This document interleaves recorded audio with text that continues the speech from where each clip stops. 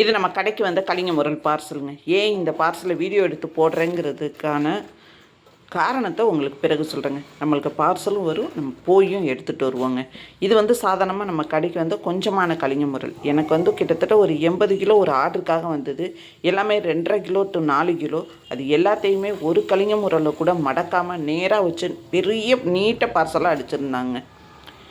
இந்த மீன் எல்லாத்துக்குமே எவ்வளோ ஐஸு கொட்டி எவ்வளோ பக்காவாக பேக் பண்ணி வருது பாருங்கள். நாங்கள் போனால் எப்படி எடுத்துருவோமோ அதை மாதிரி தான் எங்களுக்கு அனுப்புவாங்க. அந்த மாதிரியான இடத்துல மட்டும்தான் நாங்கள் மீன் எடுப்போங்க. நான் மட்டும் பக்காவாக பேக் பண்ணல, எனக்கு அனுப்புகிறவங்களும் அப்போ பக்காவாக அனுப்புகிறாங்க. இந்த ஐஸுக்கு அவங்க செலவு பண்ணுறாங்க. அப்போ மீனுக்கு அவங்க என்ன பண்ணுவாங்க, ரேட்டை ஏற்ற தான் செய்வாங்க. நீட்டாக சீல் பண்ணி வரும்போது எப்போ மீன் நம்மளுக்கு விலை கம்மியாக வரும் அப்படின்னா, நான் இந்த ஐஸை பாருங்கள் எவ்வளோ ஃப்ரெஷ்ஷாக இருக்குன்னு. இந்த மீன் எல்லாத்தையுமே கடற்கரைக்கு வந்ததும் சாதாரண இந்த மீனெல்லாம் எடுத்து போடுறோம் பாருங்கள், இந்த எல்லோ பாக்ஸு அதில் போட்டு அனுப்பிச்சாங்கன்னு வச்சுக்கோங்களேன். அவங்களுக்கு ஐஸுக்கு செலவாகாது, வேறு இந்த பேக்கிங்க்கும் செலவாகாது. இந்த மாதிரி இந்த மீன் கடற்கரைக்கு வந்ததும் இந்த பாக்ஸில் போட்டு நம்மளுக்கு அனுப்பிச்சிட்டாங்கன்னா மீனோட விலை எனக்கு கம்மியாக தான் வரும். ஆனால் மீன் பார்க்க சகிக்காது, ஸ்மெல் வரும். நான் ஒரு மீனையும் விற்க முடியாதுங்க, அவ்வளோவா நல்லா இருக்காது. இந்த மாதிரி அவங்க பேக் பண்ணி எனக்கு அனுப்பிச்சு, அதை வந்ததுமே உயிரோடு வந்ததும் உடனேயே அவங்க இதை பக்காவாக பேக் பண்ணி அனுப்பிச்சு, நான் இங்கே வந்ததுமே ஃப்ரிட்ஜில் கரெக்டாக உங்களுக்கே தெரியும், நான் வெயிட் போட்டு என்ன வெயிட் வேணுமோ அதை மட்டும்தான் எடுப்பேன். என் கடையில் மீனை நீங்கள் பார்க்கவே முடியாது. இந்த ஐஸு எல்லாத்தையுமே கொட்டிட்டு நாங்கள் புது ஐஸாக ஃப்ரெஷ் ஐஸாக தான் பேக் பண்ணுவோம். எதனால் இவ்வளோ விளக்கம் கொடுக்குறேன்னா, நம்மளுக்கு ஒரு விமர்சனம் ஒருத்தவங்க சொன்னாங்க, இந்த கடையில் மீன் விலை அதிகம்னு ஒரு கடையில் சொன்னாங்களாம்.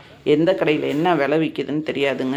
ஆனால் என்னோடய பேக்கிங் இது தான். நான் திரும்பி ஃப்ரிட்ஜில் வைக்கும் போது ஃப்ரெஷ்ஷான ஐஸை போட்டு வைக்கிறேன். அப்போ உங்களுக்கு கூட தான் செலவாகும். என் கடையில் ஃப்ரெஷ்ஷாக இருக்குங்கிறத நீங்கள் ஒத்துக்கிறீங்கல்ல.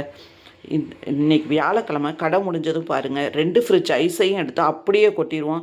திரும்பி நான் யூஸ் பண்ணவே மாட்டேன். அது பார்க்க பளிச்சின்னு வெள்ளையாக தான் இருக்கும், ஆனால் கவுச்சாக இருக்கும்.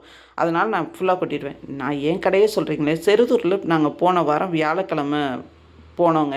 செவ்வாபுதன் கடை போடல, சரி நம்ம வெள்ளிக்கிழமை கடை போடலாம், செருதூரில் மீன் இருக்கான்னு பார்ப்போன்னு கொஞ்சம் லேட்டாக தான் போனோம். வேளாங்கண்ணி போயிட்டு போகும்போது அவ்வளோவா உங்களுக்கு அங்கே மீன் இல்லை.